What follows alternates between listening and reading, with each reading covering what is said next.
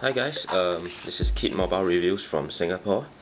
Today I'm gonna do more of a description of some of the drawbacks of this Touch UV UI. I believe that there is already many reviews out there, and I don't think buyers need any more reviews. So I'm gonna do some a review about the drawbacks about this phone right now. Okay, firstly, I'm gonna be talking about the keyboard.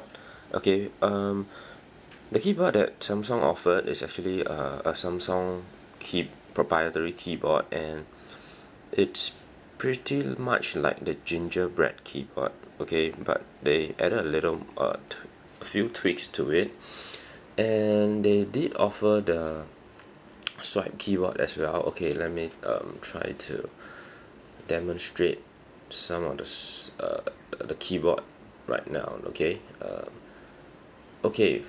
one of the quirks about this keyboard is that there is no suggestion bar on the top. Right, it only comes out when you type.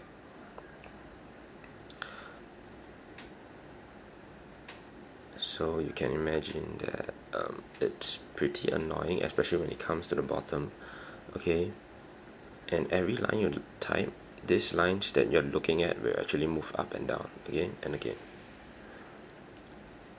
I mean, this is a minor issue that actually can be resolved, okay, by probably a firmware update.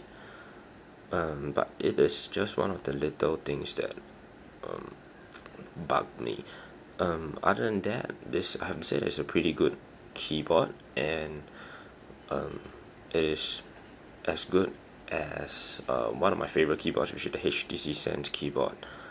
Okay, but notice one thing, is that when you switch to a landscape mode, okay, there is pretty much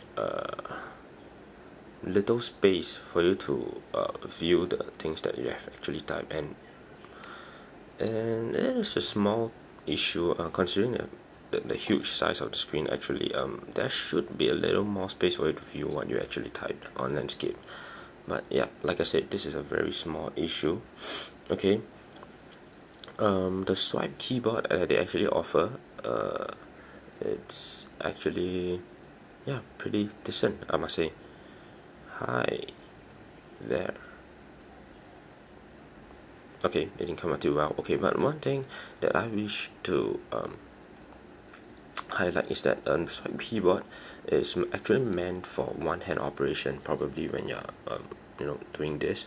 But one of the issues I faced is that when I do the swipe keyboard, the suggestions doesn't appear here. Okay, it appears in the middle here.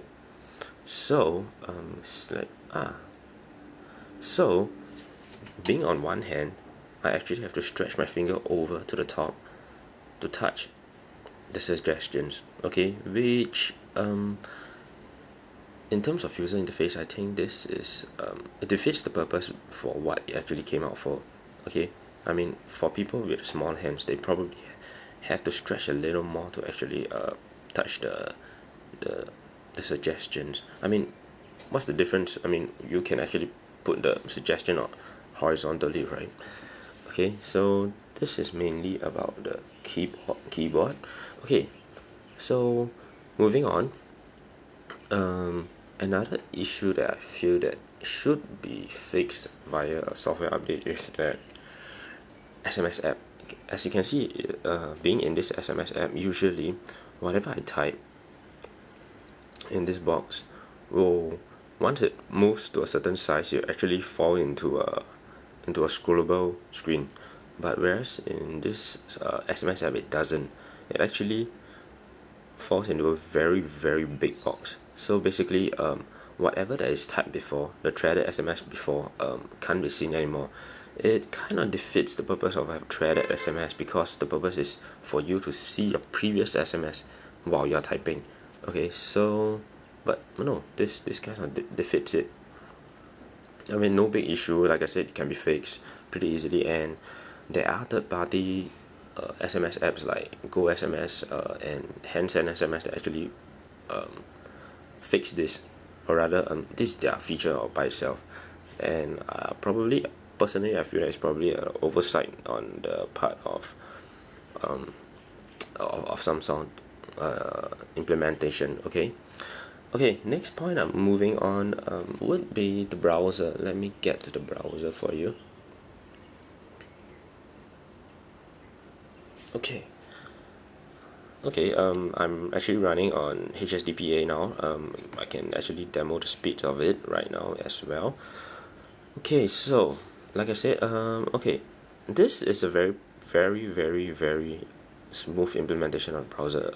Probably uses hardware acceleration of the Exynos processor. It is very powerful, very smooth, and it's very responsive as compared to other browsers out there, other Android browsers out there. For example, the HTC's implementation of the browser, this is way responsive as compared to that. And with that added bounce thing, actually it's pretty nice. It's comparable to that of the iOS browser. Okay, let's move to a rather intensive page like Engadget. It's kind of okay, difficult to type on this. Let me switch back to the to the Samsung keypad. Okay,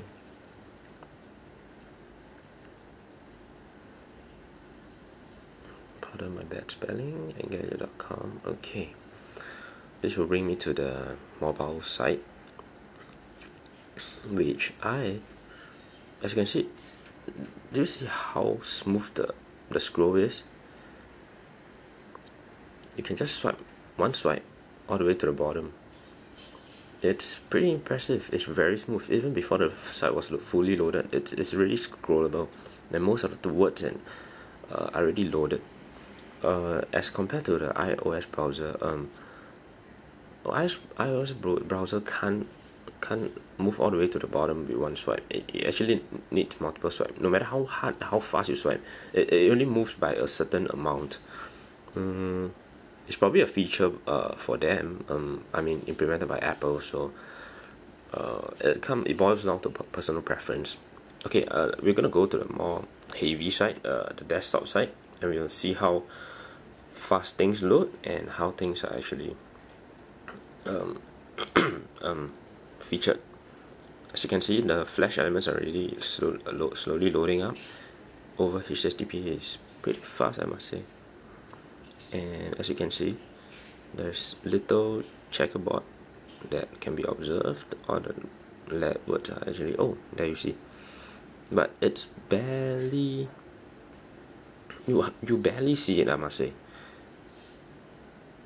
And the implementation is seriously smooth.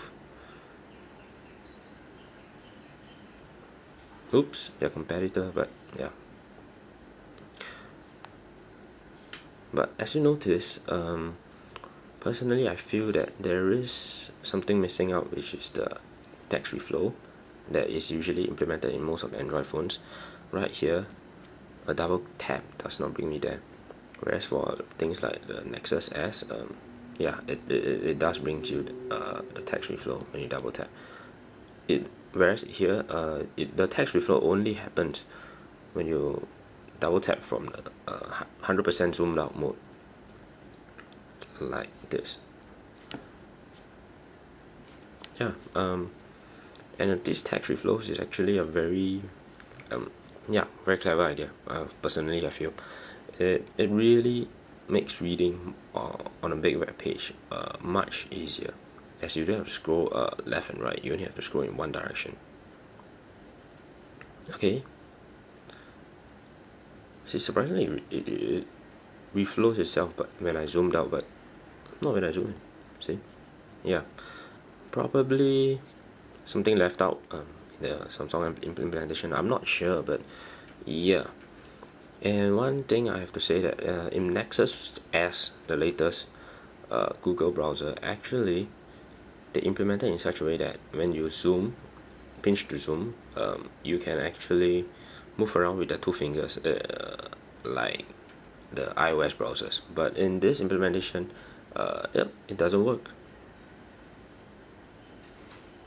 Okay, maybe I can demo one of these interesting features of this browser. Yeah, this is the motion UI, they call it. It's pretty good, but it defeats the purpose when I'm trying to read something, right, like this, and you don't reflow and have to read left and right and up and down. Yeah, if they do the text reflow, I think it would be very, very useful. But like I said, this is all software related, and I'm running on KE2 software firmware, and which is the first release firmware. Okay, I believe that probably the updates will actually make it better. Okay, other than that, my only complaint is, come on, they could have included nicer widgets. Okay, and well, that's basically the review I have to say about this phone. It's not really a review, it's more of telling users the drawbacks about this phone. I mean, seriously, looking at the screens, brilliance of this screen makes you forget about almost every bad point about this phone. Okay, okay, lastly, one probably a small little drawback is the lock screen. Okay, it actually takes a while to load. Okay, probably like 1-2 seconds. Okay, whereas it should be instant. Let's try it here. There you go. It's about a second or two late. Try again. 1, 2. Yeah. This is believed to be due to the underclocking when the screen when the screen blacks out. Okay, underclocking to 200 megahertz. Yeah, I'm not sure about it. I'm not sure if there's a fix, but I'm sure Samsung can issue a fix pretty soon.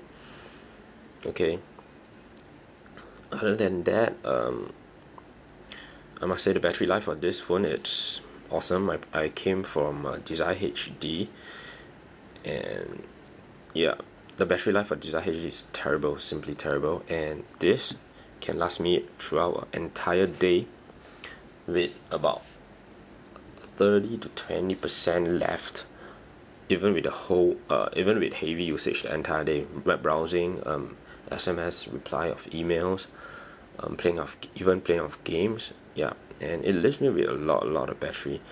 This is probably because of this battery saving screen and huge capacity battery.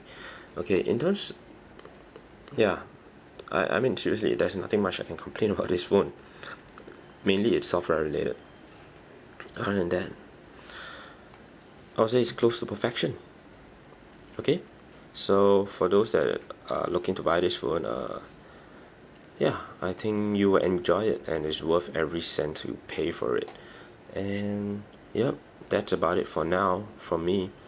And I do hope if you like the video, do press on the like button, and you can subscribe to my channel. You can list out the things that you wish to highlight, wish that I do a review about. Yep, and probably the next phone that I hope to be reviewing, it's the HTC Sensation, and how it comes up against this. Both are flagship device and how it compares to each other. Okay, to be honest, yeah, I am a big HTC Sense fan, so I am looking forward to see what they implemented in the HTC Sense 3.0. Okay, till then, take care, and yeah, watch out for the launch of this phone, probably in June in Singapore. So yeah, gonna love it. Thank you.